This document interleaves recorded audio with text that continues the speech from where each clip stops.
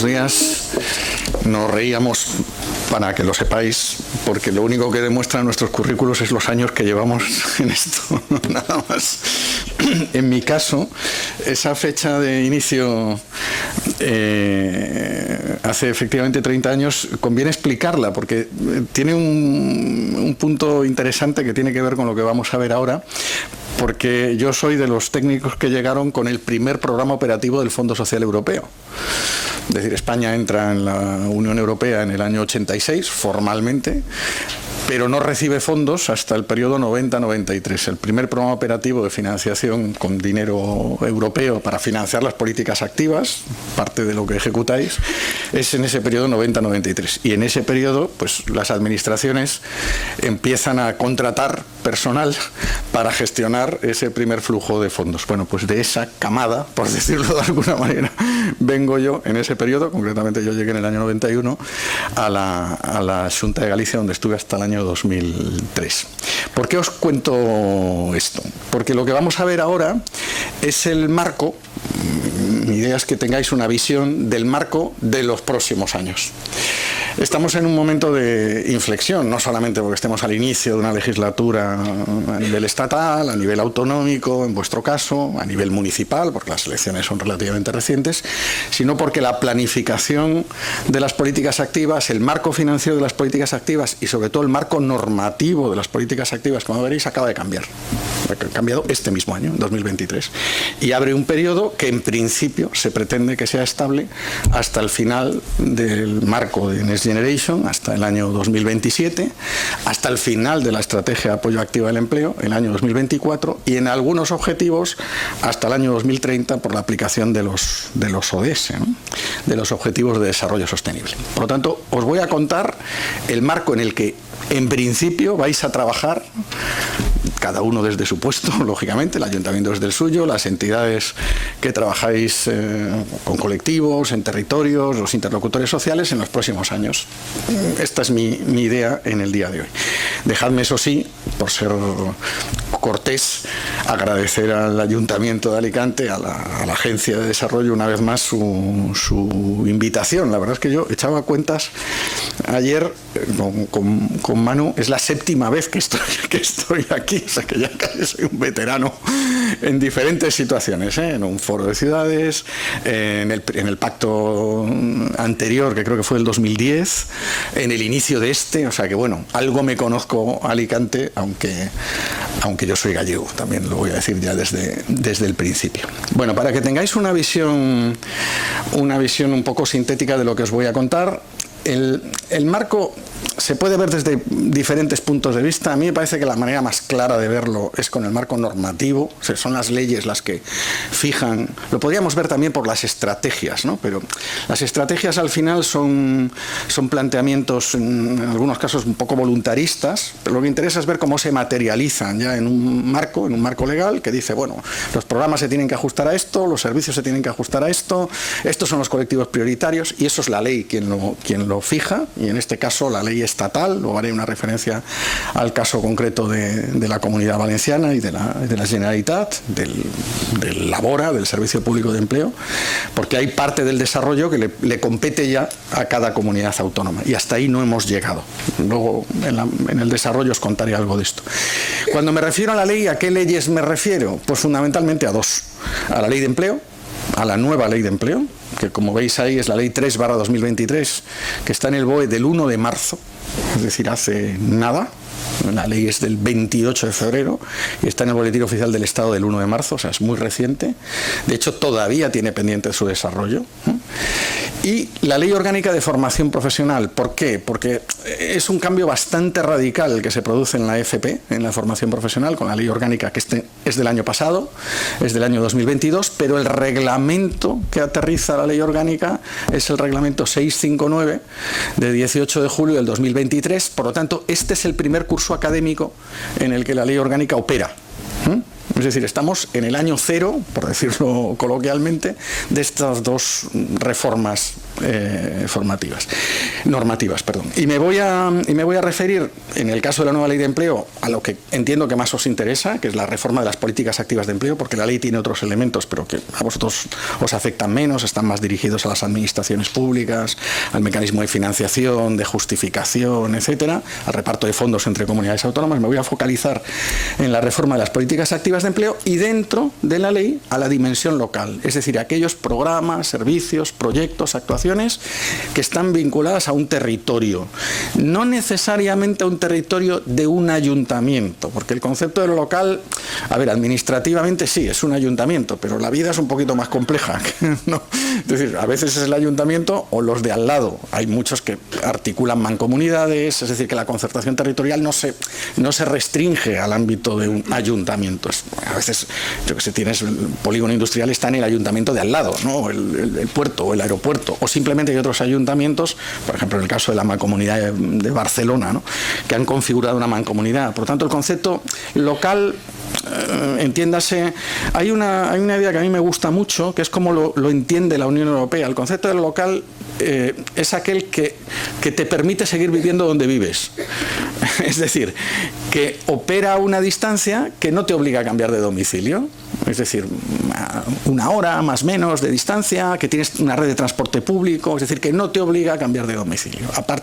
Si ya estás obligado a cambiar de domicilio para ir a tu trabajo, hacer un servicio, acudir a un programa, entonces ya no es local, ¿vale? Este es un poco el concepto, no tanto el concepto administrativo de que esté en el término municipal de Alicante, bueno, o en las proximidades, ¿vale?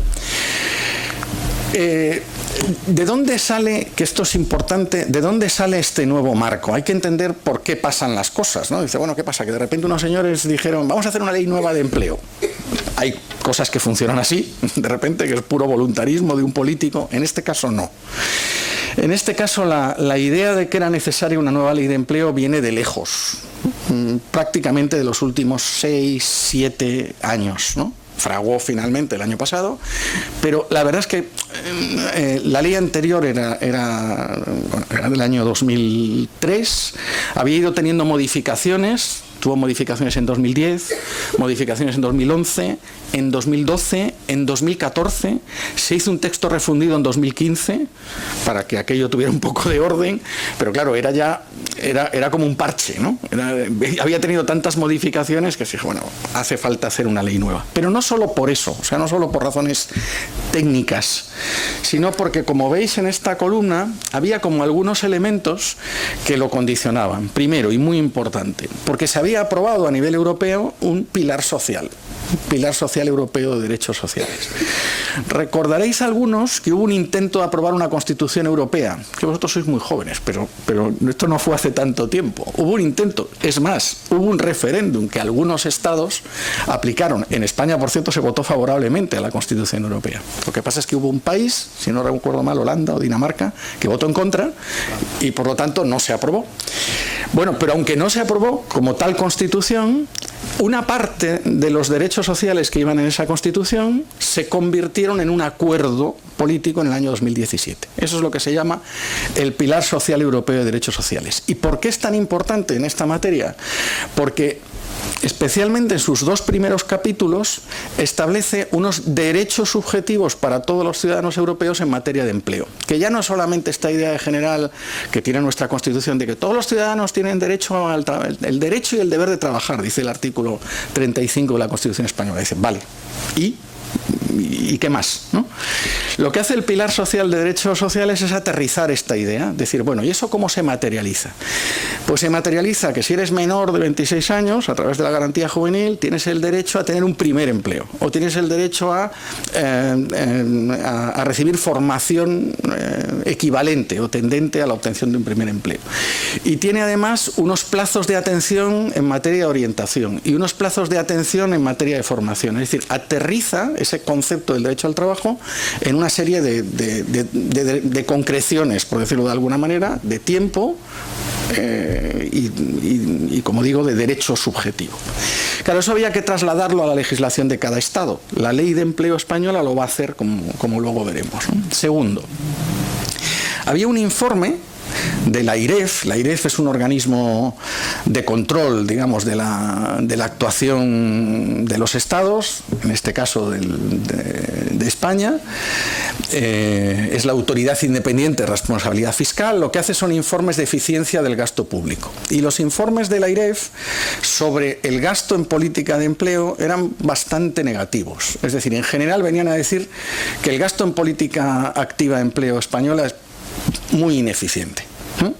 Pero no solo decía la AIREF. La AIREF, digamos, es el organismo público que lo dice. Si leemos trabajos de universidades, de organizaciones sindicales, ya lo venían diciendo desde hacía tiempo, ¿no?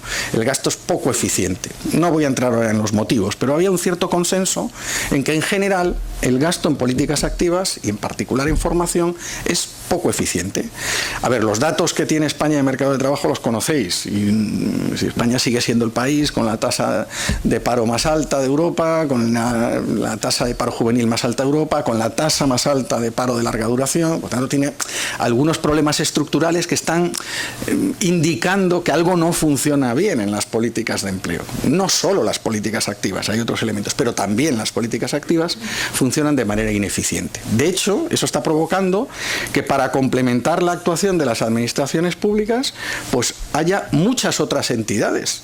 Un poco el efecto que veis aquí, vosotros sois entidades diferentes, es porque de alguna manera hay colectivos que no se ven atendidos. Por lo tanto, alguien los tiene que atender, pues les atiende Cáritas, ¿no? O les atiende en discapacidad, pues Inserta, ¿no? Es decir, van apareciendo, y eso en el fondo lo que está demostrando es que hay como una incapacidad de las políticas activas para atender, que tiene que ir complementando con recursos, a veces privados, comentábamos el programa La Caixa. Es decir, algo no funcionaba bien. Bueno, pero hay un informe en particular de junio del 2019 que esto lo pone en negro sobre blanco. Porque esto, bueno, puede ser una opinión hasta que de repente la Autoridad de Responsabilidad Fiscal emite un dictamen, un informe que en fin, fue muy comentado incluso a nivel europeo, diciendo esto no funciona. O dice, oiga, arréglelo porque esto no funciona. Primero lo que viene a decir es tiene usted que gastar más, pero sobre todo tiene que gastar mejor. Esta es la idea central. Con lo cual te está diciendo, oiga, arréglelo. Además, había una evaluación del desempeño de los servicios públicos de empleo que se venía haciendo desde el año 2014, que ya apuntaba en esa dirección. ¿Qué es la evaluación de desempeño de los servicios públicos de empleo? Bueno, este es un marco de evaluación que se creó en la crisis financiera del 2008, 2009, 2010. A partir del 2010, Europa propuso, me refiero a la Comisión Europea, la Unión Europea, propuso a los Estados que hubiera un sistema de evaluación del desempeño, es decir, de la eficiencia, de los servicios públicos de empleo. En España, servicios públicos de empleo hay 18. El SEPE, Servicio Público de Empleo Estatal, y los 17 servicios públicos de empleo autonómicos. Por lo tanto, aquí está incluido el SERVEF, el Labora, ¿no? Esta evaluación, a partir del año 2014, tiene carácter obligatorio. El 2010 y el 2014 era voluntario, a partir del 2014 se convirtió en obligatorio. Todos los estados tienen que hacer un informe homogéneo.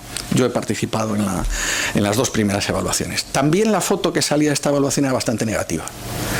Entonces, si tienes por un lado, desde el punto de vista de la eficiencia del gasto, un informe negativo. Si tienes, por otro, desde el punto de vista de la evaluación del desempeño del funcionamiento de los servicios públicos de empleo, un informe negativo. Y si tienes además un pilar social al que tienes que adaptar el marco legal, pues ya algo te está diciendo, oiga, usted tiene que legislar sobre esto, tiene que cambiar un poco el marco normativo. Y por último, había lo que yo llamo aquí abajo una especie de consensos básicos de los técnicos, de los grupos de trabajo, de los servicios públicos, de las entidades colaboradoras, de las organizaciones sindicales y empresariales a nivel estatal, que son parte del Servicio Público de Empleo del Estado, forman parte de su Consejo General, son parte de los servicios públicos de empleo autonómicos. Había como algunos consensos básicos, ¿no? Os voy a poner algunos ejemplos. Era necesario mejorar la orientación profesional. Este era un consenso que aparecía en todos los informes. No funciona bien, es decir, la gente va un poco a ciegas, ¿no? No sabe lo que tiene que hacer, ¿no? Entonces, bueno, habrá que reforzar y tomarse en serio la orientación laboral y profesional. Bueno, pues sobre esto había un cierto consenso. Segundo, las personas, digamos, tienen que saber dónde ir, porque había un poco la sensación de que hay como muchas entidades haciendo lo mismo, ¿no? En algunos casos hay un servicio municipal, un servicio autonómico, en algunos casos la Diputación, Diputación, el SEPE, el Servicio Público de Empleo. Era un poco caótico, ¿no? Yo que llevo en esto mucho tiempo, los propios usuarios te lo decían, es que ya estoy perdido, me han llamado 7 veces para lo mismo, de 4 oficinas, bueno, pues esto algo no funciona bien. Además, los requerimientos de esos servicios eran distintos. Es decir, en un caso le pedían que la persona fuera titulada, en otro no, en otro que el local tuviera 30 metros, en otro no, con lo cual un poco caótico también el modelo de prestación. En formación, por ejemplo, ¿no? En algunas ocasiones una persona había hecho formación en el ámbito reglado, vamos a decirlo así, en el ámbito educativo, después le llamaban para hacer formación en el ámbito laboral, pero ya no sabía qué efectos académicos tenía, si eso lo podía convalidar, no lo podía convalidar, otra vez el caos. También aquí había ciertos consensos. Bueno, lo que intento explicaros es que estábamos un poco abocados, más pronto que tarde, a hacer una reforma del marco. La estrategia de apoyo activo al empleo 2021-2024, que se aprobó en 2021, lo que vino a decir es, mire, el primer punto de la estrategia es aprobar una nueva ley para darle, porque si no, ya puedo seguir haciendo estrategias, pero como no cambie el marco legal, esto no funciona. Yo de esto podemos hablar con más tranquilidad porque yo hice el documento base de la estrategia 2021, o sea que algo me lo conozco y algo de culpa tengo en poner como uno de los instrumentos, no el único, la puesta en marcha de una nueva ley en la legislatura pasada. Después había un elemento que, bueno, es menor.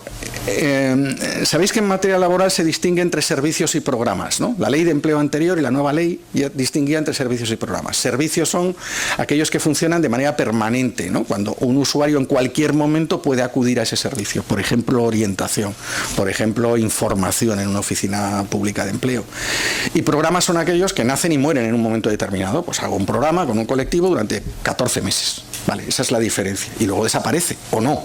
El servicio tiene carácter permanente, funciona como un derecho subjetivo a instancia de partes, el usuario el que decide cuándo lo usa y dónde va, mientras que el programa no, es una entidad quien lo gestiona y lo provee. Vale. Se habían regulado los servicios a través de un decreto del año 2015, pero no los programas. Los programas eran caóticos, ¿no? Bueno, ¿qué se hizo? En paralelo a la ley se aprobó un decreto en octubre del 2021, en el que se regulan los programas comunes, es decir, los programas que son idénticos en todo el territorio del Estado. Los que no son idénticos no, porque esos dependen de cada convocatoria, pero los que son iguales, las escuelas taller, los programas experienciales, programas que son idénticos, los tándem, ¿no?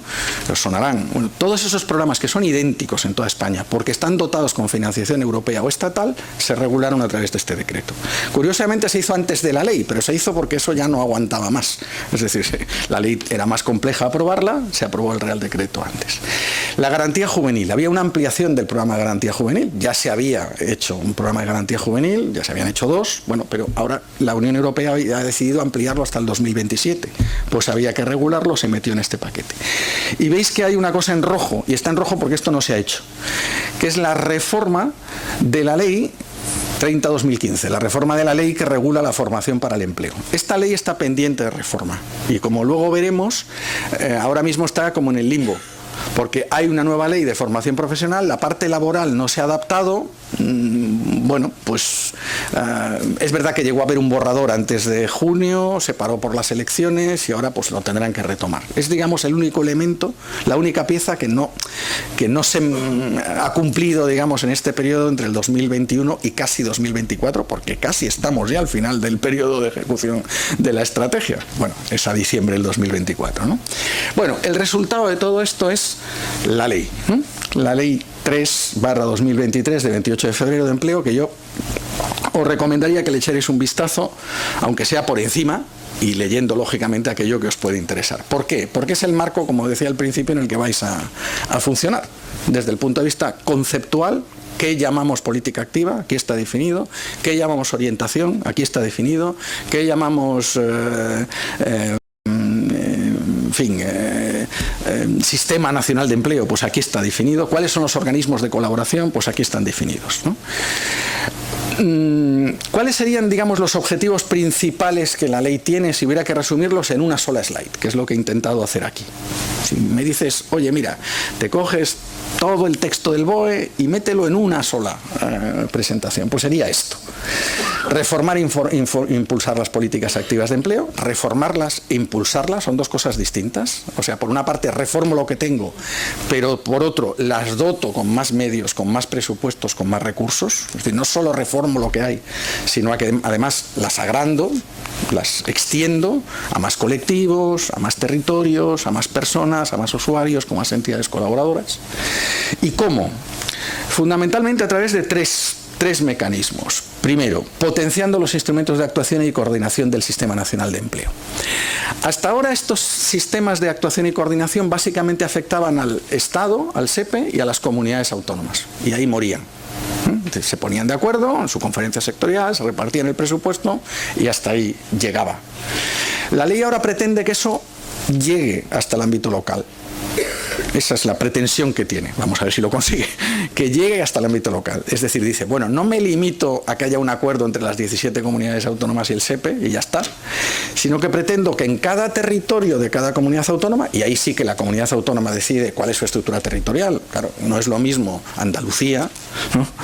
Que Murcia, ¿no? Por tamaño, por decir, oiga, usted verá cuál es la distribución territorial que hace. Hay comunidades autónomas que han hecho comarcas, hay comunidades autónomas que operan por provincias, hay comunidades autónomas que operan entre grandes ciudades y ciudades más pequeñas, hay comunidades autónomas como las insulares que operan por islas, ni siquiera por provincias. Es decir, en Canarias la planificación es por isla, se planifica Tenerife, La Palma y La Gomera, ¿no? De manera distinta. ¿Por qué? Porque la gente no se va a mover para hacer programas y servicios, ¿no? O sea que la manera en la que se aterriza en el territorio depende. Yo siempre pongo los dos ejemplos, digamos, más claros, que son Cataluña y País Vasco, porque son las dos únicas comunidades que tienen leyes propias en materia de empleo y por lo tanto tienen un referente claro, nítido, puesto por escrito en una ley propia.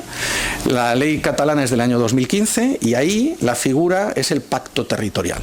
Por cierto, muy parecido al pacto que firmaréis mañana aquí en Alicante. Esa figura del pacto territorial de empleo, donde están los servicios públicos, más los interlocutores sociales, más entidades del tercer sector, no dice cuántos tiene que haber, pero dice, este es nuestro modelo de planificación, el caso de Cataluña. Y en País Vasco, la ley que está a punto de ser publicada, está ya me parece que está pendiente solamente de la votación final en el Parlamento Vasco, pero la idea es que salga publicada en el mes de diciembre, es un poquito más compleja, porque habla por un lado del papel de las diputaciones, por otro del papel de los ayuntamientos y distingue entre ayuntamientos de más de 10.000 habitantes y de menos de 10.000 habitantes y luego tiene sus territorios históricos que pueden tener su propia organización. Vale, pero el resultado final es planteo un modelo de aterrizaje, por decirlo así, a nivel territorial, donde los diferentes actores van a colaborar con el servicio público de empleo en ese territorio, bajo fórmulas que la ley establece, contratos programa, convenios a varios años, para no estar dependiendo de convocatorias de subvenciones, ¿no? Que nacen y mueren y que además generan muchísima carga de trabajo para todo el mundo y mucha incertidumbre en la continuidad de los programas y servicios. Por tanto, el caso de Cataluña y País Vasco es claro porque la ley ya explica cómo lo va a hacer. El caso de la Comunidad Valenciana, lo veremos, tendrá que aterrizar lo razonable esta ley en un modelo territorial, el que sea, el que decida elaborar, ¿no? Segundo aspecto, revisar la estrategia española de activación, sus ejes y planes de política activa. Bueno, lo que hacen realmente aquí es crear un marco nuevo de estrategia, la 2021-2024, y un marco nuevo de programas y servicios. Yo aquí me voy a remitir, digamos, al contenido de los planes anuales de empleo, porque puede variar el del 2023, puede ser distinto desde el 2024, ¿no? Y por último, reforma por dentro, por decirlo así, las políticas activas. ¿Cómo? Primero, creando una cartera de servicios. ¿Cuál es la idea? ¿Os acordáis que os decía que una de las motivaciones para hacer la ley era el pilar social europeo? Y que el pilar social europeo tenía una serie de servicios obligatorios para todos los ciudadanos europeos, pues esos servicios se traen básicamente, no literalmente, pero se traen a la ley española y se convierten en una figura que la ley española le llama servicios garantizados. Hay muchas discusiones con el concepto de servicio garantizado, ¿no? Porque ¿qué pasa si una persona no le llaman para ese servicio? Bueno, realmente yo no tengo una respuesta a esto. En principio, la idea de la ley, y así es como lo explica, yo se lo he oído explicar al director general del SEPE, es que en principio tiene que dimensionarse para garantizar el servicio. El modelo es fácil de entender. Nosotros tenemos dos modelos de carteras de servicios garantizados en España que todo el mundo conoce: la de educación y la de sanidad. La de educación, ¿por qué? Porque hay escolarización obligatoria. Es decir, usted tendrá que darme escolarización si soy menor de 16 años. Es decir, lógicamente para el colectivo que define, ¿no? Pues si soy menor de 16 años, o si tengo un hijo o una hija menor de 16 años, tiene que proveerle una plaza. Eso es un servicio garantizado. En sanidad pasa lo mismo. Hay una serie de servicios que el Sistema Nacional de Salud provee. Incluso provee, en razones de emergencia, a un ciudadano que ni siquiera es español, pero que está aquí. Bueno, pues esta es la idea que se traslada a la ley de empleo. Lógicamente, ya se asuma que los servicios públicos de empleo por sí solos no van a ser capaces de proveer todos esos servicios al 100% de los usuarios. Por eso es tan importante la figura de la concertación, porque van a tener que utilizar necesariamente, yo diría sí o sí, recursos de ayuntamientos y recursos de entidades del tercer sector. Incluso entidades privadas puntualmente, pues puede ser que necesiten contratar algún servicio de una entidad privada, pues no sé, para dar un servicio de apoyo al emprendimiento. Bueno, también lo prevé la ley, ¿no? Por lo tanto, esto tiene como dos maneras de ver la cartera de servicios: los servicios que necesariamente tengo que prestar, lo que la ley llama los servicios garantizados, y cómo los presto, a través de instrumentos concertados, contratados, conveniados con las entidades acreditadas, ¿no? Para poder realizarlo, lo que llama la ley las entidades colaboradoras. El segundo punto: garantizar el acceso a los servicios. Bueno, ¿y qué pasa si a alguien no le llaman, ¿no? Porque no está inscrito previamente. Bueno, pues se supone que si el servicio está garantizado, el usuario lo puede pedir. Y aquí estoy pensando, por ejemplo, en personas no institucionalizadas, tus vecinos de las 3.000 viviendas, ¿no? Que hablábamos antes. Bueno, a lo mejor no están inscritos en la oficina de empleo, pero si a través de un apoyo social, digamos, se les plantea la posibilidad de hacer uso de los servicios, habrá que dárselo, ¿vale? Esto tiene algunas derivadas muy curiosas que ahora no tenemos tiempo de analizar. Me contaban el otro día, por ejemplo, en el País Vasco, lo que afecta a ciudadanos que están en situación irregular. Claro, su pretensión es darles cobertura. Y yo creo que es lo lógico. Porque la idea de la ley es esa. Otra cosa es que eso plantee un problema de ¿cómo lo hago? Porque claro, imaginaos una oficina pública de empleo dando servicio y por lo tanto tomando conocimiento administrativamente de que esa persona está en situación irregular. Bueno, ¿cuál es la fórmula? Pues probablemente le derivarán a entidades del tercer sector para que hagan el proceso, por ejemplo, el proceso de arraigo por formación. Bueno, el que corresponda en cada caso. Pero la idea, insisto, es la garantía del acceso a los servicios, porque es la idea, digamos, que defiende la ley, este concepto de derecho subjetivo, y es la idea que está en el Pilar Social Europeo. Es decir, yo os recomiendo que hagáis la lectura conjuntamente, es decir, que cojáis el documento del Pilar Social Europeo, de lo que dice, en qué plazos, cómo lo dice y cómo se traslada a la ley española. La ley española añade algunas cosas y en otras no es que las quite, sino que no le pone plazos. O sea, yo, por poner una crítica a la ley, el Pilar Social Europeo prácticamente en cada servicio tiene un plazo máximo. Y esto hay que hacerlo en 2 meses, esto hay que hacerlo en 4, esto hay que hacerlo... Eso en la ley española no está.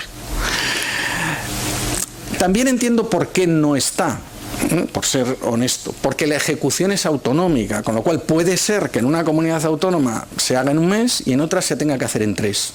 Bueno, lo entiendo, pero lo que viene a decir, oiga, usted, comunidad autónoma, que es quien tiene la competencia de ejecución, porque se la transferí en su momento, concrete esta cartera de servicios en su territorio.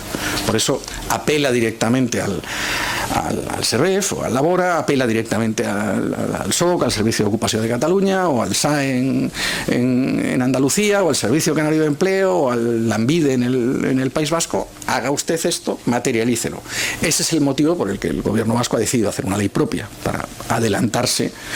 Bueno, en el caso del País Vasco hay un elemento añadido, y es que sabéis que el País Vasco gestiona directamente desde el Servicio Público de Empleo la renta de garantía de ingresos y el ingreso mínimo vital, con lo cual necesitaba además dotarse de un instrumento de gestión que otras comunidades no tienen, ¿no? Pero bueno, ¿es necesario hacer una ley para hacer eso? Esto me lo preguntaban hace pocas semanas gente del equipo del SERVEF, ¿no? Le dije, no es necesario hacer una ley, es necesario articularlo. Se puede hacer con un decreto, se puede hacer por convenios. No te dice, haga usted una ley autonómica. No, a nadie le obligan a hacer una ley autonómica. Lo que dice la ley, aterrice usted la cartera de servicios. En educación no hace falta otra ley valenciana de ocupación para decir lo que ya dice la legislación estatal, ¿no? No hace falta una ley de FP para decir, ¿sabes? Lo que hace falta es articular esos procesos con un marco que yo creo que como mucho, se puede acometer a través de un decreto autonómico, como mucho. No es necesario hacer una ley. Entiendo que algunas comunidades autónomas, caso del País Vasco, de Cataluña, por su complejidad, por sus características, decidan darle rango legal, porque van a añadir servicios. Ese puede ser un motivo, ¿no? Es que yo voy a añadir servicios a los que contempla la ley estatal. Vale, pues entonces, si usted tiene capacidad de hacerlo, póngalo, ¿no? Tampoco son iguales las circunstancias de empleo del País Vasco que las de Andalucía, también hay que entenderlo, ¿no? Otro aspecto que regula la ley, adecuar los requerimientos de las distintas actuaciones. Claro, en muchas ocasiones me pongo el listón tan alto en los requisitos de titulación, de metros cuadrados, de no sé qué, que hago imposible ejecutar los servicios. Bueno, digamos que la ley lo que dice es, vamos a poner los mínimos de esos servicios y vamos a dejar después que se puedan graduar al ámbito concreto. No es discriminatorio que yo pueda tener requisitos más exigentes en el centro de Valencia, donde tengo proveedores suficientes, en medio de Ciudad Real, por irme a otra comunidad autónoma donde no tengo centros y por lo tanto a lo mejor tengo que prestar ese servicio con un equipamiento móvil. O en Galicia, o en Castilla-León. Por tanto, no pongamos requisitos que a lo mejor se pueden cumplir en el centro de Madrid, o en el centro de Valencia, o en el centro de Alicante, o en el centro de Barcelona, pero no se pueden cumplir en La Gomera, ¿no? Entonces, flexibilicemos los requisitos para adaptarlo, para poner, digamos, en el centro al usuario. Algunos servicios habrá que prestarlos de manera telemática, porque no tengo capacidad de llegar. Bueno, pues no pasa nada si se presta de manera telemática. Educación también lo hace, ¿no? Sanidad es más complicado que preste de manera telemática algunos servicios, pero también está incorporando el uso telemático para las primeras consultas y no pasa nada. Por lo tanto, vamos a bajar un poco el listón, no nos vamos a colocar en una posición tan estupenda que al final no se puedan dar los servicios, ¿no? La prioridad es que los servicios se puedan dar y que los usuarios los reciban. Bueno, y por último, esta idea del refuerzo de la dimensión local, que es lo siguiente que os quiero contar. No pretendo que os leáis todo esto, esto es prácticamente la traslación de la ley. Me voy a focalizar en lo que me parece más relevante. Lo que viene a decir el desarrollo de la dimensión local resuelve un problema que se producía desde hace tiempo, que es el de la competencia municipal en materia de empleo, ¿no? Que esta es una discusión que es una pesadilla, como apunta David, ¿no? Es una discusión un poco esotérica. Aquí no estamos discutiendo por quién tiene la competencia. La competencia, sinceramente, es que da igual quién la tenga. Sinceramente. Es decir, la competencia normativa la tiene el Estado, porque es así, porque es materia laboral y lo dice la Constitución, y la competencia de ejecución la tiene la comunidad autónoma. Pues esto ya está claro, ¿no? Pero no estamos hablando de eso. Lo que estamos hablando es de quién puede ejecutar esos servicios, puede prestarlos, puede acercárselos al ciudadano, no quien los define o quien los dota presupuestariamente, sino cómo los hago en el territorio. De esto es de lo que estamos discutiendo. Y en esto, cuando llegamos a este punto, en toda Europa hay un consenso de que hay determinados programas y determinados servicios que solo se pueden prestar en el territorio. es bastante obvio. Es decir, no se puede actuar en los barrios desde Madrid, ¿no? En los barrios de Barcelona o de Sevilla, ¿no? No se puede actuar con un determinado colectivo al margen de dónde está el colectivo y cuáles son sus organizaciones representativas, ¿no? Por lo tanto, rompe, digamos, la ley esa idea, y lo que viene a decir es, bueno, que cada comunidad articule y cómo, bajo esa idea que tenéis ahí en negrita del principio de cooperación. Es verdad que la ley habla del principio de cooperación con otras administraciones. Es decir, lo que no hace, porque sería un poco feo, es pasar por encima de las otras administraciones públicas. Digamos que el primer nivel que tiene que articular esa cooperación pues es el ayuntamiento, ¿no? Es decir, ¿quién debe liderar el proceso de concertación en Alicante? Pues el ayuntamiento de Alicante, para eso está, porque si no, entre otras cosas, no podríamos utilizar la infraestructura pública y sería un poco absurdo, ¿no? Nos tendríamos que reunir, pues no sé, en mitad de la plaza. Oiga, pues si hay una institución local que tiene medios, que tiene técnicos, que puede organizar el laboratorio que nos contaba antes Mariano, que puede poner en negro sobre blanco un pacto, que puede articular el proceso de cooperación, pues bueno, lógico es que lo haga el ayuntamiento. Por eso habla de otras administraciones, porque está pensando en las diputaciones, los cabildos, en el caso de las islas, los ayuntamientos, al menos los que tienen un cierto tamaño, las mancomunidades en su caso que se puedan crear, parece lo lógico. Pero no se queda ahí, porque si seguís leyendo, dice, serán los responsables de concretar la dimensión territorial y determinar la representación de las entidades locales. ¿Qué quiere decir esto? Que a diferencia de cómo estaba funcionando esa colaboración hasta ahora, que es, bueno, pues yo saco órdenes de subvenciones, se presentan y eso dura 6 meses y luego ya veremos. Claro, esa es una manera muy complicada de prestar servicios garantizados. Imaginaos que educación y que sanidad cada 6 meses decide cuál es la red, o eso es imposible, ¿no? Entonces lo que viene a decir es, no, mire, establezca un marco de cooperación, que es verdad que si vamos a la letra pequeña de la ley, dice hasta 4 años, pero eso por razones presupuestarias, es decir, no convencieron a Hacienda de que eso fuera una partida indefinida, porque es complicado, yo también lo entiendo, es decir, ya no me puedo comprometer más allá del marco de la propia estrategia, más allá de la dotación de fondos europeos. Por lo tanto, la ley apunta a que esos procesos se hagan por periodos de 4 años, que es bastante razonable, la verdad. Entre convocar un programa para los próximos 6 meses o que esto tenga sine die, no sabiendo cuál va a ser la dotación presupuestaria, pues hay un punto intermedio que son pues la legislatura. Oiga, pues usted tiene 4 años por delante, pues haga un planteamiento para 4 años, haga un pacto local para 4 años, y si lo hacemos a nivel autonómico, haga una estrategia autonómica para 4 años. Puede haber comunidades autónomas que decidan hacerlo por menos tiempo, pero ninguna en principio lo va a poder hacer por más, porque no tiene, digamos, el respaldo legal. Más cosas que tenéis aquí. Las figuras, ¿no? Bueno, hay una cosa interesante en el artículo 25, que es que reconoce, es consecuencia de lo anterior, digamos que esto ya son meras consecuencias casi administrativas, reconoce por lo tanto a las corporaciones locales el estatus de entidad pública colaboradora de la Agencia Española de Empleo, que es el nuevo nombre del SEPE, el Servicio Público de Empleo Estatal. Uno de los efectos que tiene la ley es que se convierte en la Agencia Española de Empleo, es decir, se convierte, lo digo porque a veces cuando se ve esto dicen, no, es que en la misma ley el SEPE se convierte en agencia, ¿no?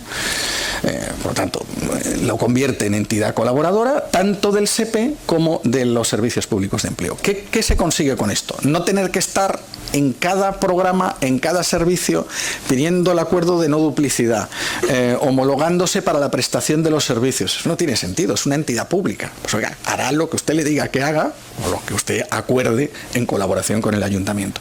Es verdad que el ayuntamiento tiene que estar de acuerdo, porque los ayuntamientos tienen autonomía municipal. Por lo tanto, cabe la posibilidad de que algún ayuntamiento diga, oiga, a mí no me metan esto, que yo no me quiero dedicar a esto. Vale, pues entonces el SERVEF o Labora tendrá que buscar otras entidades que lo hagan en el territorio. Pero en principio reconoce al ayuntamiento la capacidad de hacerlo. Y lo reconoce, insisto, con carácter legal y a nivel estatal. ¿Vale? Un segundo efecto de esto, que es en el artículo 7, es la posibilidad de que las entidades locales participen en la planificación autonómica. Esto en las dos leyes, claro, aquí solo tenemos el referente de Cataluña y del País Vasco, en las dos leyes se prevé que sea así. ¿Cuál ha sido el efecto en Cataluña? Pues que las dos organizaciones representativas de los ayuntamientos forman parte del órgano rector del Servicio Catalán de Ocupación. Vale. En el País Vasco no es tan explícita la ley, pero están en ello. Probablemente Eudel, la organización que representa a los ayuntamientos vascos, no cada ayuntamiento individualmente, sino su organización, porque si no sería un caos, formará parte del órgano rector, del órgano de administración del Servicio Vasco de Empleo. ¿Vale? En Valencia no lo sé, es decir, no tengo esta información, si no os la daría, no lo sé, ¿no? Pero es un poco la idea que tiene. Y además hay otro elemento interesante, consecuencia de lo anterior, que es la posibilidad de suscribir contratos programa. ¿Esto qué quiere decir? Pues que en lugar de ir convocatoria de subvención a convocatoria de subvención a convocatoria de subvención, la ley piensa que es mejor que hacer un marco de cooperación con los ayuntamientos, que luego los ayuntamientos aterrizarán para ese periodo de 4 años que os decía, a través de una figura que recupera, que es una figura que ya existía en los más viejos del lugar. Os acordaréis que en formación hubo contratos programa en el Plan FIP. No sé si a alguien os suena esto, os resulta muy lejano en el tiempo, pero el Plan FIP, que fue el programa de formación e inserción profesional que nació en el año 86 y que fue modificado en el año 93, ya contemplaba esta figura. Bueno, pues la ley la recupera. Es una figura flexible y se llama contrato programa porque por una parte tiene, digamos, un carácter convencional, nos ponemos de acuerdo en hacer esto, pero además tiene ese carácter de programa porque dice, hombre, pero no me ponga solo ideas generales, sino dígame qué programas, qué servicios, qué presupuesto, en qué plazo, ¿no? Por eso se llama programa, ¿no? Lo digo porque a veces dice, esto es lo mismo que un convenio. Pues no, no debería ser lo mismo que un convenio, pues si no se llamaría igual. O sea, nuestro lenguaje es muy rico precisamente por eso. Si no se llama convenio, pues por algo más será, ¿no? Porque sí, cabe la posibilidad de hacer solo un convenio, pero la ley, insisto, está pensando en una figura un poquito más concreta. También cabe la posibilidad de que el contrato programa solo se haga para determinados servicios. Imaginaos, por ejemplo, que se dice, bueno, el contrato programa va a contemplar orientación, emprendimiento, ayuda a colectivos y programas de formación de nivel 1, pongo por caso, ¿no? Mientras que los otros voy a seguir haciendo convocatorias públicas de subvenciones. También cabe esta posibilidad, ¿eh? Porque no lo tengo claro, porque ahí la concurrencia voy a necesitar que haya otro tipo de entidades, por ejemplo, centros de formación. Cabe esa posibilidad. Tampoco obliga a que todo tenga que estar en el contrato programa. Pero lo normal es que si hay un proceso de concertación en un territorio, como el pacto local, en vuestro caso, esa sea la base del acuerdo. Mire, yo ya he llegado a un acuerdo en mi territorio, ya tengo claro lo que quiero hacer, pues oiga, deme cobertura. Hombre, ¿qué puede pasar? Que en ese pacto haya cosas que el Servef no pueda pagar por razones, bueno, mire, pues estas yo no se las puedo pagar, no tengo dinero para pagar suelo. Bueno, pues eso lógicamente no va a formar parte del contrato programa con la Generalitat Valenciana, pero lo demás, lo lógico es que sí. Dimensionado, eso sí, porque dice, claro, no voy a gastar todos los recursos de la Comunidad Valenciana solo en Alicante. Claro, obviamente el papel que tiene el organismo autonómico es asegurar el equilibrio territorial, ¿no? Es más, lo lógico sería, si solo hay un pacto territorial en Alicante, es pedirle a Elche o a Valencia o a Castellón que lo hagan, ¿no? Porque no sería lógico decir, como el único que lo ha hecho Alicante, le doy todo el dinero a Alicante. Hombre, obviamente no es esa la idea, ¿no? La idea es... Pero ese es el instrumento lógico, el que se va a firmar mañana, para canalizar. Yo creo que es la base natural de un contrato programa de los que habla la ley.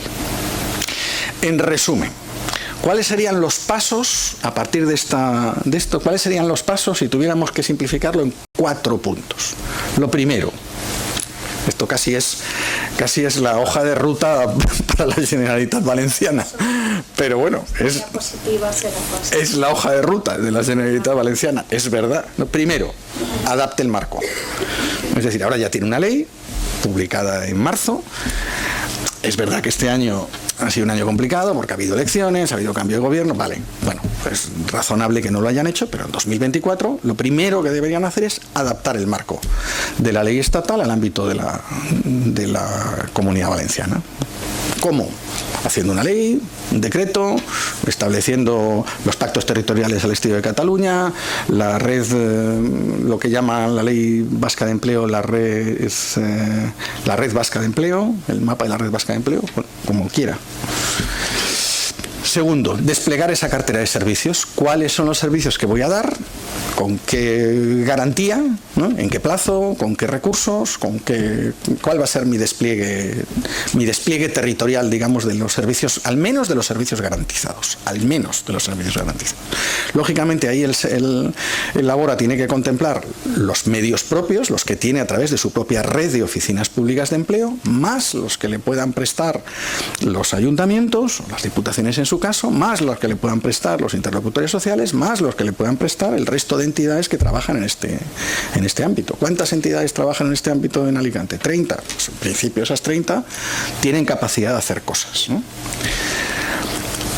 Tercero, adecuar los requerimientos, lo que os decía antes, no me ponga requisitos que no puedo cumplir, ¿no? Me comentaban el otro día, yo estoy participando en el despliegue de la Ley Vasca de Empleo y tengo algunas reuniones con colectivos, y la tuve con Garapen y con Eudel la semana pasada, ¿no?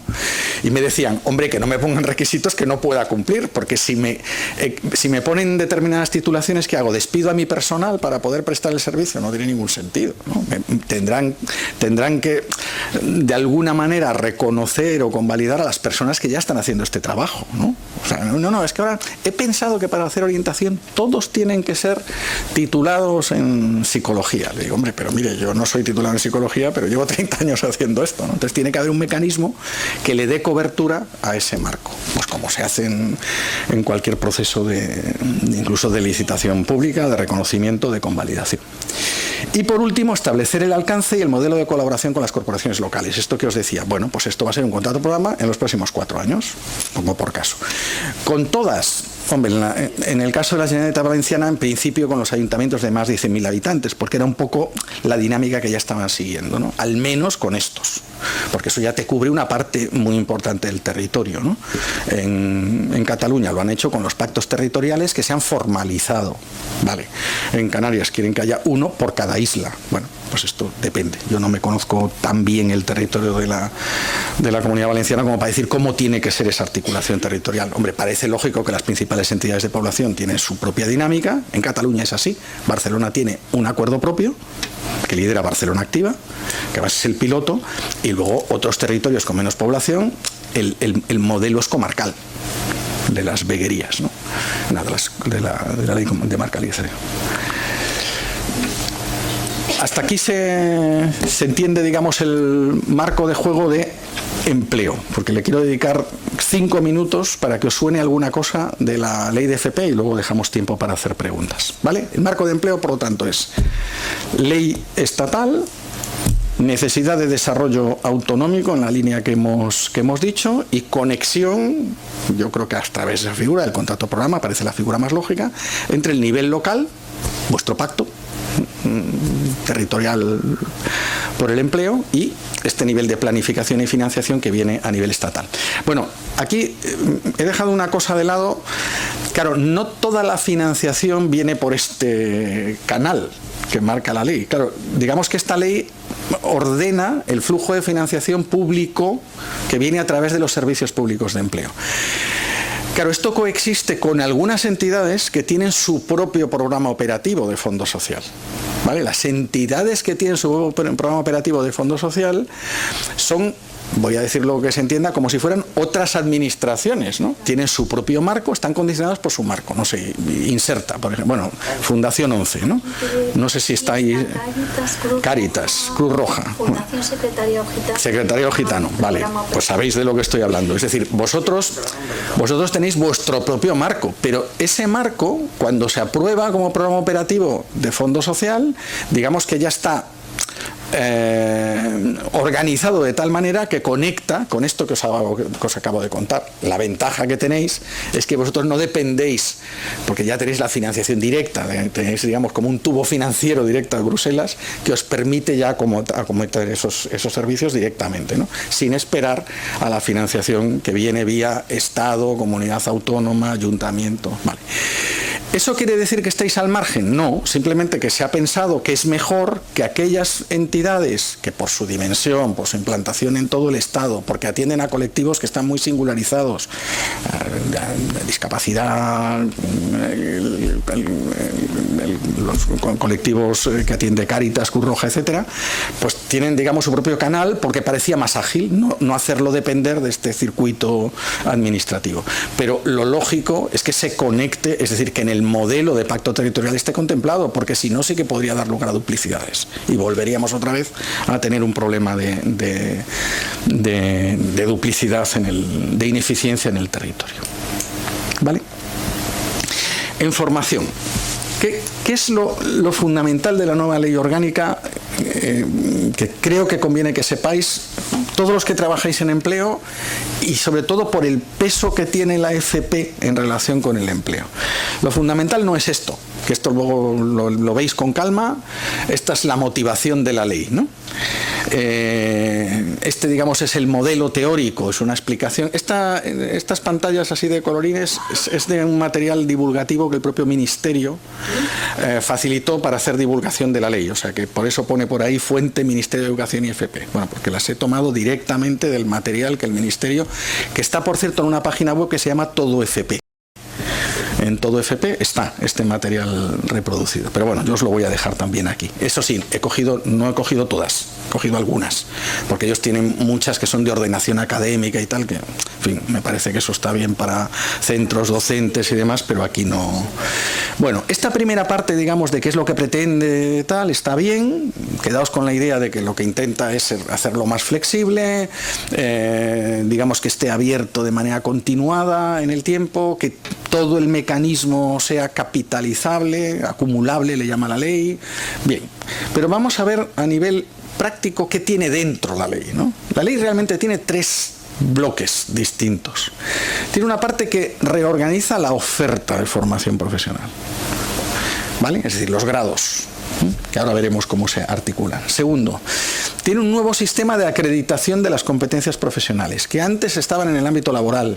Antes esto, en teoría, lo hacía el Servicio Público de Empleo, a través de un decreto del año 2009. Esto ahora pasa a estar en el ámbito educativo y vinculado a la formación profesional. Y por último, tiene su propia red de orientación profesional. Y a mí este punto de la ley me suscita bastantes dudas, porque la ley aquí no aclara cómo se va a articular este servicio de orientación en el ámbito educativo con el servicio de orientación del que habla la ley de empleo. Es fácil pensar que este es un servicio de orientación para los alumnos de FP. Bueno, si es así, tiene su lógica, ¿no? Porque hay que saber qué consecuencias tiene, cuáles son los itinerarios posibles, cómo convalidar, cómo organizar, cómo hacer formación dual, cómo hacer las prácticas, vale. No me parece que tenga mucho sentido que se meta, digamos, a hacer orientación a personas que no son usuarias del sistema educativo. Quiero pensar que ese será el criterio y me parece que es lo lógico, ¿no? Porque si no, volveríamos otra vez a duplicar. Eso es. Esta yo creo que es la slide, la pantalla esencial para entender cómo es el nuevo sistema. Lo primero, quitaos de la cabeza las denominaciones antiguas. Antes teníamos los ciclos de grado medio, los ciclos de grado superior, los certificados de profesionalidad. Eso la ley se los carga, básicamente. O mejor dicho, lo subsume en esta nueva estructura de grados, grado A, grado B, grado C, grado E, grado E. En la práctica los mete dentro. Por ejemplo, el caso más claro, los antiguos certificados de profesionalidad laborales pasan a ser los certificados profesionales, tampoco se han roto mucho la cabeza, ¿no? De certificado de profesionalidad a certificado profesional, aunque técnicamente tiene sentido el cambio, yo lo defiendo, porque alguna vez me dice, bueno, ¿esto qué sentido tiene? Tiene sentido, pero no, ahora no viene al caso. Pero ya no se llaman certificados de profesionalidad, se llaman certificados profesionales. El motivo, si queréis, por pura curiosidad, el certificado de profesionalidad presuponía una especie de estándar de profesionalidad, ¿no? Que era la cualificación profesional. Y algún certificado que, digamos, acredita que se tienen las competencias de esa profesionalidad. Claro, las cualificaciones desaparecen en la nueva ley y se crea una nueva figura que son los estándares profesionales. Por lo tanto, esto es un certificado profesional, es decir, opera como una acreditación profesional que estará vinculado a ese estándar. No hay una especie de idea de profesionalidad en abstracto. Por eso tiene su lógica que no se llame certificado de profesionalidad, sino que se llame un certificado profesional como una categoría más de los grados, ¿no? Los antiguos títulos, ciclos y títulos de grado medio, de grado básico, grado medio y superior, fundamentalmente están ahora dentro del grado D, de dedo, ¿no? Los que son más novedosos, por decirlo así, si lo viéramos un poco en el histórico de lo que era la FP, son los grados A, B y E. A, B y E. Digamos que los C y los D ya los teníamos, más o menos, entre educación y empleo. Los nuevos son el grado A, que es como una posibilidad de crear una formación, incluso aunque no tenga un referente en un estándar profesional, es decir, está pensado para dar cobertura a necesidades sobrevenidas que todavía no son un estándar, y esto es muy interesante para colectivos que no podrían acceder directamente a un grado C o a un grado D, porque además no tiene requisitos de acceso. Por lo tanto, este es un instrumento muy importante de política de empleo, en mi opinión, los grados A partir de este año. Los grados B también, pero no tanto, porque los grados B es estructura modular de los C y los D. O sea, los grados B realmente son una acreditación parcial, uno o varios módulos, de los C y los D, con lo cual los requisitos de accesos son los que tienen los C y los D, con lo cual es flexible, pero ya no tanto. Te permite no cursar todo, cursar solo una parte, pero los requisitos de acceso son los que tengas, si es necesaria la ESO, si es necesaria tener una titulación previa, los arrastra, ¿no? para que la consecuencia académica sea lo mismo. Y luego es muy interesante también el nuevo grado E de especialización, casualmente, porque o sea, yo creo que el nombre lo han puesto después. Dice, anda, mira, nos cuadra bien, le llamamos de especialización. Bueno, no, es que es A, B, C, D y E, y el E de especialización. Nos ha cuadrado bien, le llamamos E, porque si os fijáis en los A, o sea, lo intentan, porque al A, si os fijáis, se lo llama acreditación, bueno, pero el E claramente sí que es un grado de especialización. ¿En qué sentido? A ver, vosotros pensad que cada vez más en un entorno laboral, en un entorno de una empresa, la competencia que uno adquiere con su título, aunque sea incluso una titulación universitaria, no es suficiente. O sea, en ese entorno además hay que saber otras cosas. Hay que saber cómo funciona su software, cómo funcionan sus máquinas, cuál es su entorno laboral, y eso requiere un cierto nivel de especialización. Bueno, los grados están pensados o bien para que los propios centros educativos, o bien las empresas, o bien conjuntamente los centros educativos y las empresas definan esos contenidos de especialización. ¿Vale? Lo lógico es que uno haga un curso de especialización, como su propio nombre indica, después de haber hecho un C o un D. Eso es lo lógico. Pero bueno, vamos a ver lo que dan de sí, porque yo estoy hablando con algunas empresas y se están planteando, hace 2 semanas hablando con Airbus y sus empresas auxiliares, decían, nos estamos planteando crear algún E para el sector aeronáutico para meter las especificidades que tiene el sector aeronáutico de la especialización en soldadura o de la especialización en no sé qué, que es genérica, ¿no? Pero que en el ámbito aeronáutico hay que hacerlo de una determinada manera por las características que tiene, incluso a veces por normativa. Tiene normativa específica que le obliga. Termino ya. Este sería, digamos, el sistema resumido, ¿no? El grado A, que pretende un resultado de aprendizaje incluido en una oferta superior, pero que puede no tener requisitos de acceso. El grado B es un módulo, acredita un módulo. El grado C acredita un nivel 1, un nivel 2 o un nivel 3, el grado D y el grado E. Y luego algunas características generales, digamos, que la ley tiene dispersas, la duración variable de la formación, la flexibilidad en el diseño del currículum, bueno, elementos ya técnicos del despliegue. Una última cuestión.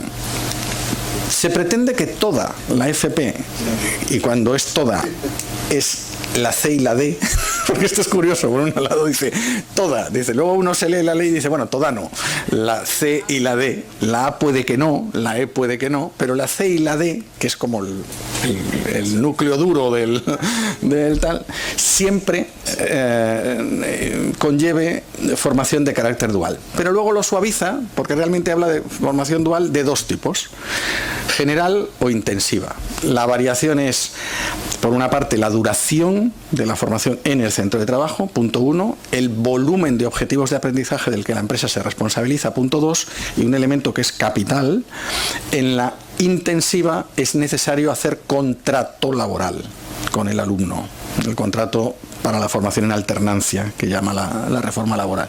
En la general no. Y esto es un cambio sustancial, sobre todo para la empresa que acoge al alumno.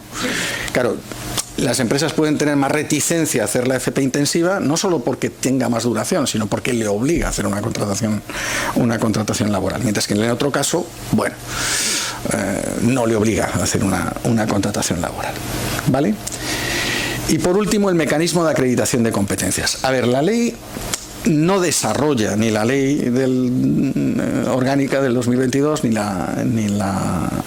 el decreto de julio, que salió publicado en el BOE el 18 de julio, no desarrolla realmente el mecanismo de acreditación. Pero dice algunas cosas que son interesantes. Lo primero que dice es que el mecanismo de acreditación va a estar permanentemente abierto.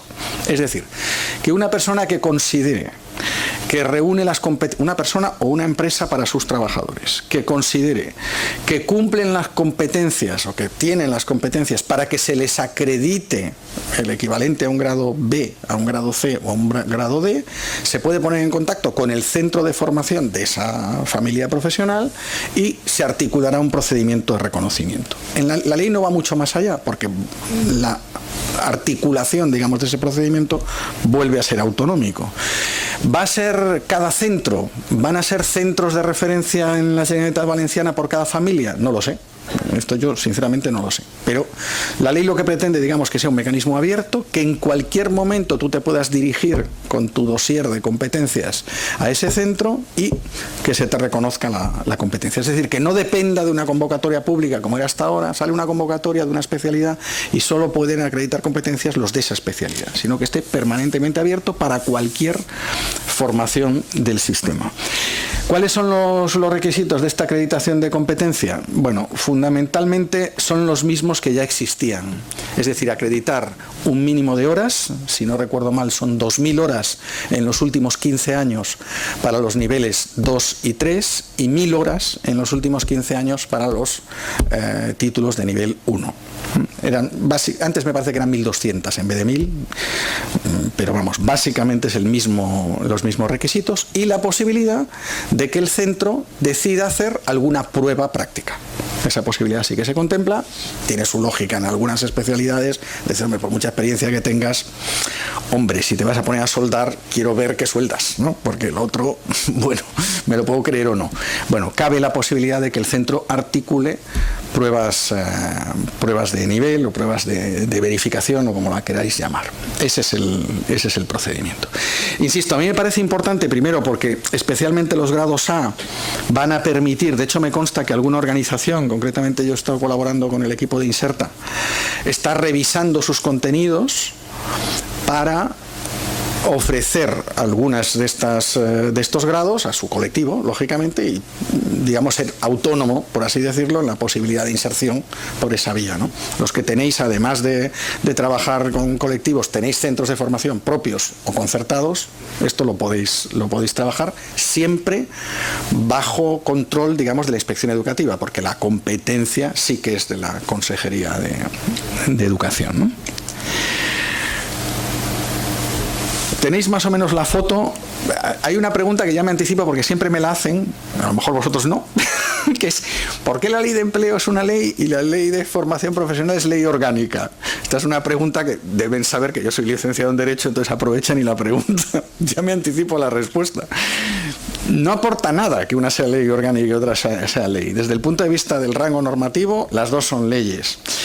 Lo que pasa es que la Constitución española prevé que cuando lo que se está desarrollando con ese instrumento normativo es un derecho o una libertad de las que considera la Constitución derechos y libertades fundamentales, que están, si no recuerdo mal, en el capítulo primero de la Constitución hasta el artículo 30, la regulación que afecta a esos derechos y libertades fundamentales tiene que hacerse por ley orgánica. Claro, en el caso de educación, perdón, en el caso de FP, el título que concreta, perdón, el artículo de la Constitución que concreta el derecho a la educación es el artículo 27. Como es el artículo 27, está en esa parte, solo se puede regular por ley orgánica. Por eso la de educación es ley orgánica, la de FP es ley orgánica y la de empleo no, porque el empleo es principio rector, está ya en el artículo 35 y basta ley ordinaria. La diferencia desde el punto de vista del rango normativo, ninguna. Es lo mismo, es lo que un profesor mío llamaba, eso es simplemente una especialidad en el procedimiento de aprobación de la ley. Nada más, que una se puede aprobar simplemente con mayoría simple y la otra necesita mayoría cualificada en el Congreso, pero nada más. Quedaos con la idea de que son ley y ley, ¿no? Y el resto ya son matices para juristas y leguleyos. Preguntas, si tenemos tiempo, no sé, o las hacemos al final conjuntamente, David, como quieras, que no te quiero robar más tiempo. Como prefiráis hacerlo, aunque como son temas bastante distintos, yo creo que es mejor que sea una pregunta sobre esto, hacerla ahora. Tenemos 20 minutos como mucho. Venga. Depende de las preguntas. Voy a romper el hielo hilando un poquito con lo que hemos estado trabajando en la primera parte de la mañana, que bueno, pues es esta red de entidades por el empleo que lo que pretendemos es trabajar de una manera práctica sobre problemas reales, o sea, es una red de trabajo muy operativa. Entonces, en la mesa en la que yo estoy, que es nos hemos dividido en 4 mesas, que fue una decisión que se tomó al inicio de la red. Yo, por ejemplo, estoy en la mesa de exclusión y uno de los temas que ha salido hoy precisamente es esta duplicidad en los itinerarios. Entonces yo apuntaba, y quiero aprovechar que estás tú aquí para que, si puedes decirnos algo al respecto, a que, bueno, a un medio plazo quizá el expediente único sirva para evitar estas duplicidades, que sí que es cierto que en principio las entidades, a no ser que accedan a esos procesos de concertación, no tendrían acceso a ese expediente, pero nosotros como ayuntamiento sí que aspiramos, ya lo sabes, en fin, a tratar a nuestros ciudadanos con las mismas herramientas que tiene el Agora. Y entonces, bueno, yo les apuntaba esto del expediente único y sí que te quería aprovechar para que nos comentes algo. Este es un tema muy, muy importante. No me he querido meter en él, pero la ley habla de esto, ¿eh? La ley habla de esto con un cambio que parece nominativo, pero no lo es. El instrumento de gestión que compartían los servicios públicos de empleo hasta ahora, es decir, la herramienta informática donde está el registro y los datos de cada usuario, se llamaba el Sistema de Información de los Servicios Públicos de Empleo, SISPE. Está considerado un instrumento de coordinación obligatorio de los servicios públicos de empleo. SISPE ahora cambia de nombre, pasa a llamarse Sistema de Información Integrado, ¿no? Es decir, le añaden una I al nombre. Parece un cambio menor, pero no lo es, porque lo que busca es precisamente integrar a terceros. Hasta ahora no lo necesitaba, porque como los únicos que operaban eran los servicios públicos, pues era un sistema de información de los servicios públicos de empleo. Punto. Nada más, solo lo compartían entre ellos, ¿no? Unos con sistema propio, otros con sistema con una cesión de uso del Estado, pero ya está. Claro, como ahora el planteamiento es trabajar en red, a alguien se le ocurrió, con buen criterio, bueno, alguien no, esto es la Subdirección de Información y Estadística, Federico Muñiz, del SEPE, que dijo, hombre, lo lógico es que entonces se abra la posibilidad de que al menos las administraciones públicas trabajen en el sistema. Y así se puso, y eso es lo que prevé, es decir, prevé extender el sistema de gestión, al menos el de datos, ¿no? Eso tiene alguna complicación legal por el cumplimiento de la Ley de Protección de Datos, pero ya han hecho un piloto, que yo sepa, al menos con Barcelona y con Gijón, durante estos meses. o sea, Barcelona y Gijón ya están trabajando en el sistema del SOC y del... Entonces, a mí me parece que una vez que eso esté consolidado, digamos que los requerimientos tecnológicos y sobre todo de protección de datos, en fin, el convenio que tengáis que firmar, que al final eso se materializará en un documento de confidencialidad de los datos, esté formalizado, lo lógico es que eso se resuelva y que todo el mundo trabaje, al menos desde el punto de vista de los datos del usuario, y de los servicios que se le prestan en un solo entorno. ¿Qué es lo que se pretende? Que no haya duplicidades en los servicios que recibe el usuario, pero al mismo tiempo también que si cualquier entidad aporta información, porque ha realizado un curso, porque ha realizado orientación, porque ha realizado una práctica, por lo que sea, se añada para mejorar, digamos, la información del usuario sin que dependa del usuario tener que alimentarla, ¿no? Eso la ley lo prevé, y la ley vasca, la catalana no llegó a tiempo, porque esa es del 2015 y creo que no habla de esto, pero la ley vasca sí que contempla una herramienta común. De hecho, la han licitado el lunes. O sea que claramente las comunidades, digamos, que van por delante van a un modelo de gestión integrada. ¿Eso os puede plantear algún problema con los sistemas municipales? Bueno, habrá que verlo. Yo creo que al final es un tema de niveles de servicio, o sea, de permisos administrativos. Pues como pasa, yo qué sé, como me imagino que os pasa con el certificado digital, pues lo tendrá alguien, ¿no? No lo tendréis todos, ¿no? Pues la identidad lo tenemos solo. Pues aquí pasará lo mismo, Es decir, algunas personas tendrán acceso en el marco del contrato programa a esa información y a partir de ahí tirará, pero será responsable también del uso que se haga de esos datos. Está previsto en la ley. Muy bien. Bueno, una otra pregunta. Sí. Bueno, yo la puedo hacer así. Sí, creo que... Se oye. La acreditación de competencias por experiencia profesional, no sé si la nueva ley sigue contemplando la acreditación por educación no formal. Sí. De hecho, la ley añade una más. La antigua hablaba de acreditación a través de la experiencia laboral y de vías no formales de formación, lo llamaba literalmente. Ahora hay la experiencia, o sea, el reconocimiento, la acreditación de la competencia a través de la experiencia laboral, con esas horas que decía, 2.000 horas en los últimos 15 años o 1.000 según el nivel. Segundo, y equivalente a esta, la formación no formal, que es como la llama ahora, la formación no formal, y añade una tercera que a mí me parece muy interesante, que es la competencia que se ha adquirido a través del voluntariado. Esa es una figura que queda homologada a la experiencia laboral. La diferencia es que el mecanismo de acreditación no puede ser la vida laboral, porque aquí no va a haber vida laboral. Será, por lo tanto, por la certificación de la organización no gubernamental, de la entidad de cooperación con la que se haya colaborado en el caso de cooperación internacional, y la duración, o sea, los requisitos de tiempos, las 2.000 horas, son los mismos que en la experiencia laboral. Y os digo que esto es una copia de la ley francesa, porque esto lo introdujo la ley francesa de formación en 2017-18 y ha funcionado razonablemente bien. Y la ley orgánica, de hecho, a mí me sorprendió cuando lo vi, porque yo tenía la referencia de la ley francesa, no lo había visto en los borradores y dije, bueno, alguien se ha leído la ley francesa y lo ha copiado, pero está bien, sí. O sea que ahora en realidad se debería llamar acreditación de competencias por experiencia laboral, por vías no formales de formación o vías asimilables, es decir, voluntariado y cooperación. ¿Alguna otra pregunta? Yo creo que no da tiempo a una por lo menos. No sé si te importa. Lo intento hacer. Me he quedado con tres pequeñas dudas sobre la ley de formación. Una sería la educativa, está pensada de cursarla a la vez en la empresa y en la institución educativa. Sí.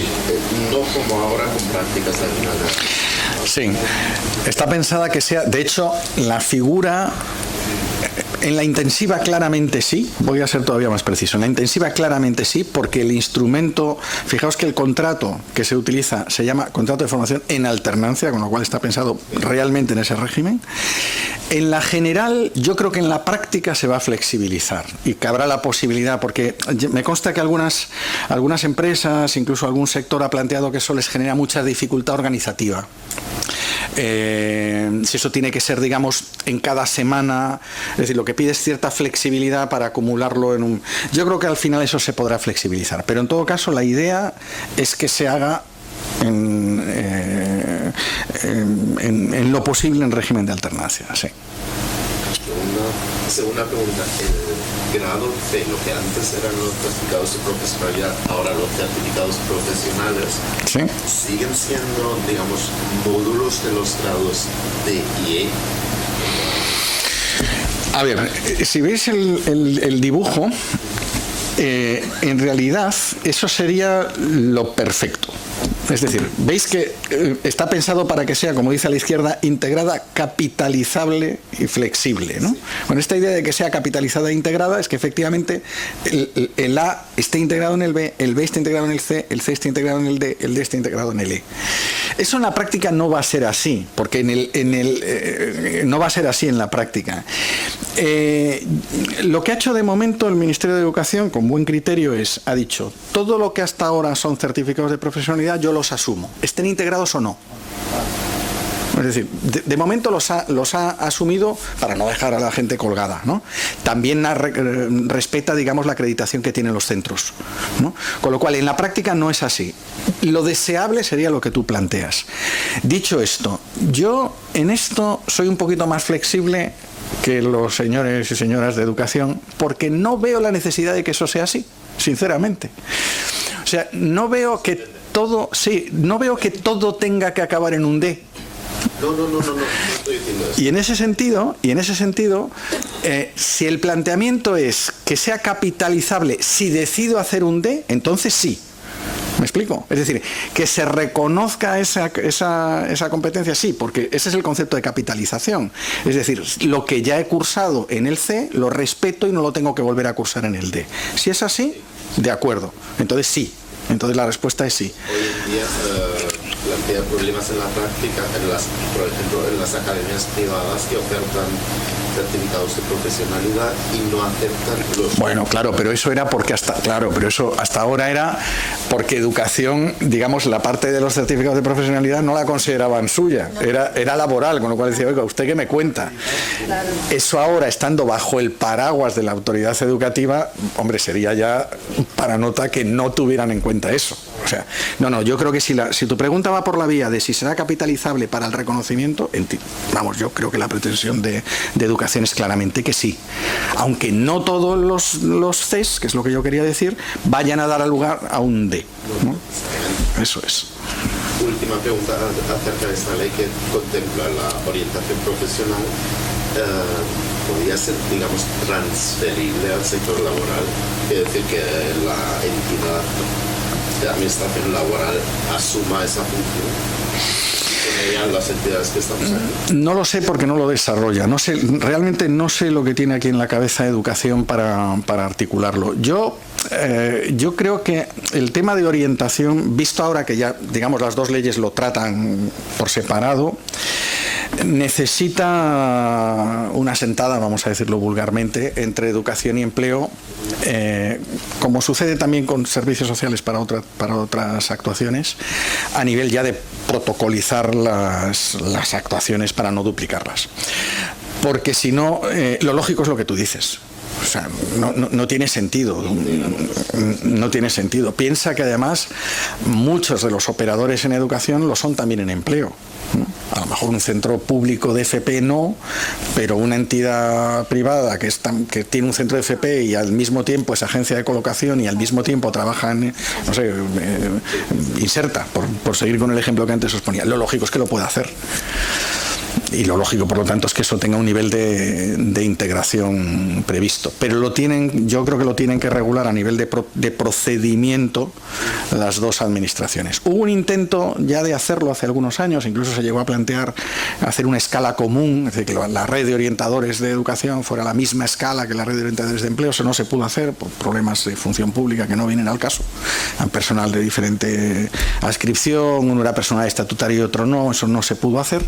Pero yo creo que no hace falta integrar las escalas, es decir, que todas las personas formen parte de la misma, no, basta con integrar los procesos, ¿no? Es decir, bueno, a este le atiendo yo, a este le atiendes tú, a este le atiendo yo, a este le atiendes tú, es decir, y cuál es el alcance de cada uno. Eso con servicios sociales hay alguna experiencia ya muy aterrizada, en Navarra, por ejemplo, en País Vasco, pues es copiarlo para el ámbito entre educación y empleo. Espero que lo hagan, porque si no, esto sí que a mí me preocupa, que no dé lugar a dos redes. Es que en la orientación profesional en educación me dijeron una cosa y en la laboral me dijeron otra. A ver, es que la persona es la misma. Es que lo que no podemos es volver locos a los usuarios, ¿no? Porque si no, yo puedo entender que se hagan dos leyes porque jurídicamente cuelgan de dos ámbitos distintos, de dos títulos competenciales diferentes, de dos administraciones diferentes, pero el usuario es el mismo. Entonces las administraciones tienen que acomodar su actuación al usuario, no el usuario a la administración. Hay un tema que va a afectar mucho con la tarjeta bienestar, va a ser la evolución de la identidad digital europea.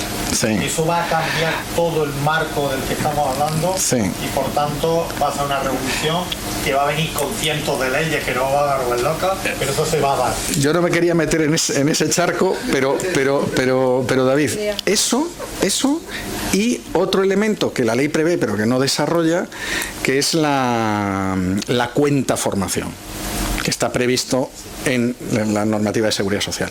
Claro, la cuenta formación, claro, Seguridad Social no la va a desarrollar. Seguridad Social lo único que va a dar es soporte, pero el contenido se lo tiene que dar la autoridad educativa y en su caso la laboral, porque lo que no hemos dicho aquí, pero queda un poco, bueno, lo conocéis, es que esto no elimina el catálogo de especialidades del SEPE. El catálogo de especialidades del SEPE sigue subsistente. Lo que pasa es que ahora en este marco, no los certificados de profesionalidad, los certificados de profesionalidad sí que están aquí.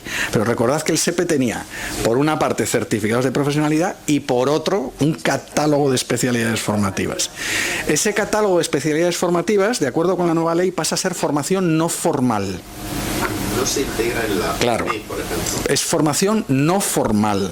Por lo tanto, como es formación no formal, irá por la vía, en su caso, del reconocimiento que preguntabas tú antes, pero está fuera, digamos, de este sistema. Pero el SEPE lo va a mantener, esa es la idea. Por eso yo decía al principio, recordad que os decía, aquí falta un elemento en el desarrollo normativo, que es este: reformar la ley por la que se regula el sistema de formación profesional. Esa ley está muerta ahora mismo, porque no puede ir en contradicción con la nueva ley orgánica. No la ha derogado del todo, porque dejaría colgando, digamos, los programas en curso y tal, o sea, no la deroga expresamente, pero el Ministerio de Trabajo, en este caso, tiene que regular las consecuencias, ¿no?, laborales del catálogo de especialidades. Lo que no va a poder regular son las consecuencias académicas, porque las consecuencias académicas están aquí y no lo prevé. ¿Vale? Lo razonable, esto pasa en otros países europeos, ¿eh? ¿Cómo opera, digamos, ese catálogo? Claro, ese catálogo en otros países donde hay esta misma situación se va quedando, digamos, en el ámbito de las habilidades, los contenidos, digamos, que son preacadémicos, por decirlo de alguna manera, es decir, en la vía no formal. Incluso en contenidos que todavía educación no tiene desarrollados, pero que son de necesidad en el ámbito productivo, por ejemplo, en un compromiso de contratación. Bueno, es hasta cierto punto razonable que los servicios de empleo se reserven la posibilidad de actuar en formación, pero claro, no en contradicción con el sistema, sobre todo para no defraudar, digamos, las expectativas de un usuario que no piense que se le está dando una titulación académica, porque no se le va a dar una titulación académica por esa vía. ¿Vale? Oye, no te quiero robar más tiempo, porque si no, como ahora tienes el uso de la palabra, aprovecharás para meterte conmigo y no. Oye, muchísimas gracias por la atención, perdonad el rollo, pero las leyes son así.